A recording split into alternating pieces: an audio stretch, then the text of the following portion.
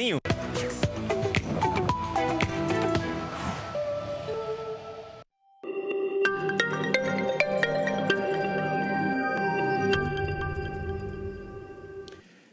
1 minuto, estamos de volta para falar sobre política. Paulo Roberto. Manchete Araújo, tudo sob controle? Tudo, meu amigo. Tudo em paz? Sob controle. Pois bem, Lígia Feliciano é a vice. Rapaz, você ontem jogou... Está na deu fila. a senha aqui. Vem com aqueles cavalinhos correndo ali, mas ela correndo por fora e ultrapassou os outros. Na hora H, ultrapassou e chegou. Ultrapassou e chegou, né? E chegou. A gente diz aqui que o deputado Aguinaldo Ribeiro é o pássaro mais sagaz da política paraibana na atualidade, mas depois dele vem, sabe quem? Damião Feliciano. Pense num pássaro, né? Velho, matreiro, caladinho ali, né? Eu vou até chamar a sua atenção, Manchete, e de você de casa, para quando a gente colocar agora um vídeo, primeira fala pública da doutora Lígia Feliciano, ontem à noite, numa outra plenária do governador Lucas Ribeiro, lá em João Pessoa. Preste atenção no que ela está dizendo, mas preste atenção na fisionomia do deputado Damião Feliciano, marido dela, que está por trás.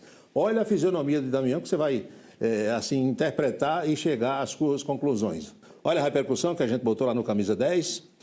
É ela, Lígia Feliciano, é anunciada como candidata a vice na chapa de Lucas Ribeiro. Vamos aos detalhes. O governador e candidato à reeleição, Lucas Ribeiro, anunciou ontem, no início da tarde, porque o convite foi feito pela manhã, mas o anúncio foi feito no começo da tarde. A médica Lígia Feliciano, do União Brasil, como candidata a vice-governadora na sua chapa. A definição movimentou a composição governista e ocorreu após dias de articulações em torno da vaga. Com a escolha, Lígia passa a integrar a chapa majoritária ao lado de João Azevedo e Nabor Vanderlei, candidatos ao Senado. Lígia Feliciano recebeu logo um pessoal na sua casa ontem à tarde, uma festa danada fizeram lá, e depois foi à plenária à noite e fez uso da palavra pela primeira vez, já na condição de companheira de chapa de Lucas Ribeiro. Lucas, governador Lucas, eu estou pronta para seguir a seu lado nessa missão de continuar transformando a Paraíba. A Paraíba que vem crescendo bastante. E antes de cumprimentar todos aqui, me permita, governador, que eu sei a atenção que o senhor tem pelas mulheres. Eu quero dizer que Lucas trabalha cada vez mais por saúde, por segurança e por apoiar as mulheres. Mas aqui, Lucas, nessa plateia, nós temos as mulheres que dão a vida e o suor para o governo do Estado. Essas mulheres que estão há muito tempo nesse governo. E eu sei, governador, que aqui tem muitas mulheres. Eu pude reconhecer no rosto de cada uma. E esses homens e mulheres, também cumprimentando aqui todos, homens e mulheres, eu sempre digo, nós somos pela união, mas eu como mulher, eu defendo as mulheres. E o Damião lá por trás? Damião observando o semblante da plateia, como é que a plateia estava reagindo ao discurso da sua primeira-dama. Lembrando que ela já foi governadora, né? Ela foi vice-governadora no segundo mandato de Ricardo Coutinho, porque no primeiro mandato de Ricardo foi Rômulo Gouveia, e foi vice-governadora no primeiro mandato de João Azevedo. Isso. E Lucas foi agora no segundo, né, tendo assumido. Pois bem, por falar em João Azevedo, ontem também foi o dia de revelações do ex-governador João Azevedo, explicitando os nomes dos seus suplentes. Doutor Dalton Gadelha não será candidato. Está aqui. João Azevedo anuncia Chico Mendes e o Roberto Franca como suplentes ao Senado. Chico Mendes é esse que está na foto aí, Sim. É deputado estadual, ele desiste de ser candidato à reeleição e coloca a esposa dele para disputar a cadeira na Assembleia, enquanto ele vai ser primeiro suplente de João Azevedo. Vamos detalhar? O ex-governador da Paraíba e candidato ao Senado, João Azevedo, anunciou ontem os 2 suplentes que integrarão sua candidatura. O deputado estadual Chico Mendes ficará na primeira suplência, enquanto o engenheiro civil Roberto Franca será o segundo suplente. Aqui tem modificações na votação e no apoio para o Senado da República. Sim. O vereador Pimentel Filho, que é o decano entre os vereadores da Câmara Municipal de Campina Grande, publicizou ontem que deixa de dar apoio, de fazer o segundo voto para Veneziano Vital do Rego e vai votar em Nabor Vanderlei. Por quê? Porque, segundo ele, a ida de Daniela Ribeiro para a primeira suplência de Nabor força a que ele mude esse apoio. Olha ele aqui. Não, sinceramente, eu tentei desde o começo do mês passado, mas não consegui. A campanha política desse ano anteciparam tanto que eu acho que o menino nascia antes da mulher, da grávida, né? Então, as modificações vieram, não é? A cada dia, a cada momento. E é evidente que a vinda da senadora Daniela Ribeiro como primeira suplente de Nabor, isso muda toda a composição. E aí eu decidi seguir todo o grupo uniformemente para essa campanha. Hoje o senhor vota em Nabor, Vanderlei e João Azevedo. João Azevedo, exatamente. Então, o grupo completo. Não é? Exatamente por isso, por essas mudanças, não é? Que aconteceram ao longo do tempo e agora que inicia-se praticamente a campanha. Não é? E na realidade, dia 15, depois do dia 15, é que a campanha vai ficar realmente clara para todo mundo. Mas com essa mudança no Senado, e aí eu vi que havia a necessidade de fazer a compulsão com os dois senadores e o nosso governador. Quando ele disse aí no início da fala que tinha tentado várias vezes e não tinha conseguido, foi porque o repórter perguntou, falou com o senador veneziano, disse a ele que não vota mais. Não, eu tentei, mas não consegui. Aí não precisa mais nem falar porque tornou-se público. Agora está público. Tornou-se público. E muita gente fez isso, viu? Porque a ida de Daniela muda a configuração, realmente. Se o sujeito é ligado ao governador Lucas Ribeiro, ao grupo dele, aí a mãe de Lucas é candidata por uma chapa, a tendência é que vá votar nesse candidato de quem ela é primeira suplente. Não há veto do Partido dos Trabalhadores, por exemplo, ao nome de Lígia Feliciano. Por quê? Porque Damião é aliado de Lula. Damião tem um filho ministro de Lula. Então, e Damião, até recentemente, se não for ainda, é líder, um dos líderes do governo na Câmara dos Deputados. Então, o Partido dos Trabalhadores não vai vetar. Sim. Mas Cida Ramos disse que trabalhou para que fosse uma mulher. E sendo uma mulher, não é petista, mas está bom. Olha aqui a repercussão. Cida Ramos endurece posição do Partido dos Trabalhadores e diz que vice de Lucas Ribeiro precisa abraçar a candidatura de Lula. Está abraçada, não está não? Com a doutora Lígia? Está mais do que abraçada.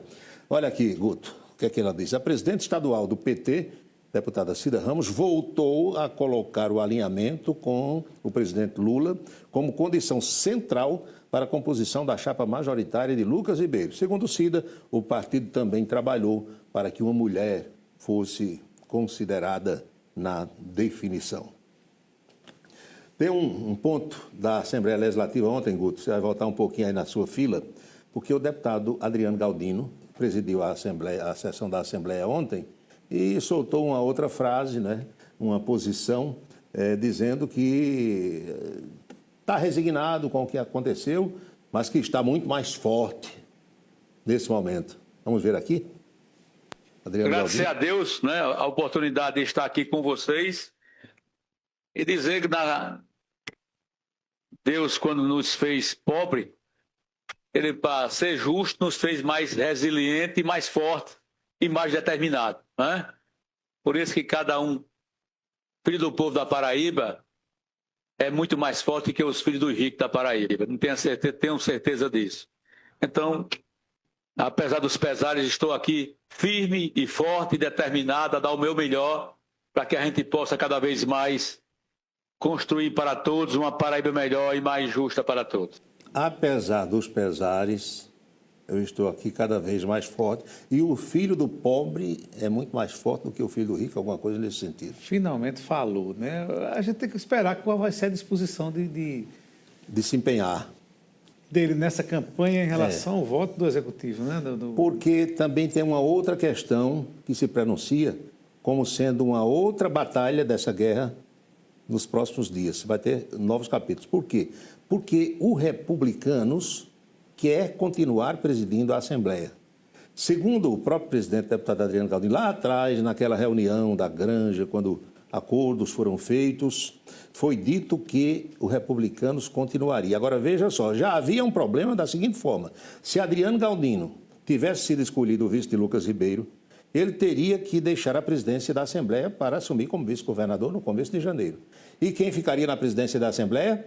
Felipe Leitão, que apoia a candidatura de Efraim Filho, não é aliado ao Grupo Ribeiro. Então, a próxima presidência da Assembleia Legislativa será uma outra batalha que vai se configurar. Muita coisa aqui pela frente, meu amigo. Tempo ao tempo. Vamos à boca maldita de hoje? Vamos lá. Vem também do deputado presidente da Assembleia, Adriano Galdino, e na presidência da sessão de ontem, porque de repente chegou no celular dele esses memes que se criam na internet, essas coisas que o pessoal faz para que a gente dê uma risada. Alguém mandou para ele uma mensagem dizendo que o vice estava escolhido. Aí quando ele foi olhar no celular, era o Vasco. Que o Vasco é vice de tudo. Então tornou-se um momento de descontração e ele foi inclusive aparteado por um outro colega deputado. Esse momento foi reservado para a nossa boca maldita de hoje. Essa questão da vice chegou aqui, uma mensagem aqui bem irônica, né? Só para descontrair. Aí o cara botou aqui, até que fim saiu o vice. Aí eu, curioso, fui olhar. Aí depois apareceu o Vasco da Gama. Agora tem uma diferença, senhor presidente, já que eu sou 13 anos e Vasco da Gama. O Vasco pelo menos sabe que é vice toda vez. O daqui ninguém sabe quem é o vice ainda não. Os cabas são criativos, né? E nessa hora ainda não se sabia que a vice seria Lívia Feijão. O cara disse, o Vasco a gente já sabe que é vice sempre, agora aqui não tem vice ainda não. E no final, Anchieta, eu quero enviar os parabéns em nome de toda a equipe aqui da televisão, a nossa telespectadora que hoje completa nova idade. A professora Giovita Maranhão está aqui completando nova idade, comemorando, está nos assistindo agora com o cão. Ela tem um Rottweiler que é maior do que aqueles cães que Tobias de Passe criava. Então ela fica lá com o Volker, televisor ligado, entendeu? Parabéns, vai ter festa hoje lá. O Antônio, a Eliane, a filha dela, diz que vai ter um bolo e eles vão nos convidar mais tarde. Isso é boa, viu? Não sei que hora. Parabéns. Se é bolo ou se é pizza, mas que vai ter festa, vai. Anchieta, e no finalzinho, bem rápido, eu quero me associar aqui a todo o pessoal da imprensa brasileira que está, desde ontem, estarrecido com a decisão do ministro do Supremo Tribunal Federal, Alexandre de Moraes, que violou, essa é a palavra correta, infelizmente, a Constituição da República Federativa do Brasil, no seu artigo 5º e incisos. E a gente, bem rapidinho, mostra aqui o que é que diz. Está aqui. O inciso 14 do artigo 5º da Constituição Federal garante que é assegurado a todos o acesso à informação, ficando resguardado o sigilo da fonte quando necessário para o exercício profissional, no nosso caso. O acesso à informação protege tanto o direito do cidadão procurar e receber dados e notícias, quanto a liberdade de a imprensa divulgar fatos de interesse público.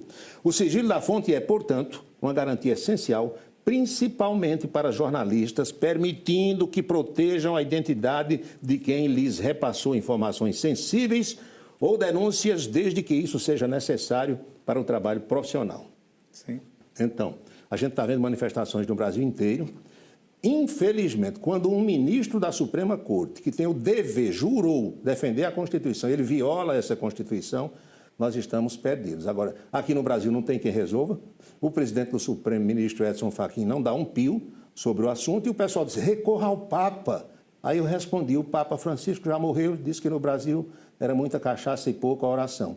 E agora o Papa Leão XIV vai fazer um voo para a América do Sul, vai visitar o Peru, o Equador, etc. Vamos no Brasil. Deus me livre, eu vou passar por cima, bem longe. Depois, quando a coisa se acalmar, eu passo por lá. Nesse momento não dá certo, não. Não. É muita polarização. Muita confusão. Então, infelizmente, estamos vivendo esse momento terrível, né? E ninguém faz nada. Tá bom, meu amigo? É isso, Anchieta. Até amanhã, né? Até amanhã. Vamos a Brasília agora, acompanhar as novidades da capital federal com Napoleão de Castro. Prazer enorme falar contigo, com o nosso telespectador, de volta aqui de Brasília, para levar as informações, os bastidores, sempre na marca da exclusividade, com o que há de mais importante no Congresso Nacional. Semana que é marcada e tida como de esforço concentrado no Congresso nesse mês de agosto. Embora de ontem, tarde, noite e hoje pela manhã, a gente tenha visto um movimento aquém do que a gente esperava de forma presencial de parlamentares aqui no Congresso Nacional. Muitos participantes pelo meio remoto, pelo meio digital, seja nas votações, seja também na marcação de presença.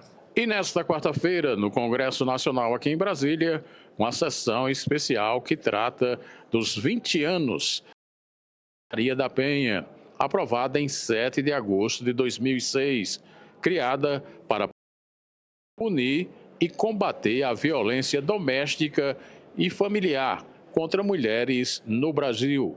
A lei que protege mulheres que sofrem violência no ambiente doméstico, no ambiente familiar e em relações íntimas de afeto, mesmo sem a convivência diária na mesma residência. E nos meios políticos, nós conversamos com o deputado Leonardo Gadelha, que está no exercício do mandato no Congresso Nacional, e falou sobre as perspectivas e ações, a reportagem do Em Dia. Falar das novas tecnologias é um tema que ainda é árduo, mas que é definidor dos nossos tempos, principalmente daquilo que vai acontecer com as futuras gerações. As decisões que nós tomarmos hoje vão impactar muito a vida dos nossos filhos e a gente não pode ser caudatário de outros países. Então, estou me debruçando sobre esses temas e devo apresentar ao longo desses 120 dias um conjunto grande de iniciativas. As informações de Brasília para o Em Dia da Rede ITA, do Congresso Nacional.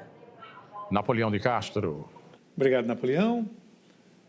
Olha, está se aproximando o prazo para o eleitor solicitar a habilitação para votar em trânsito nas eleições de outubro deste ano. Hélida Matos tem as informações.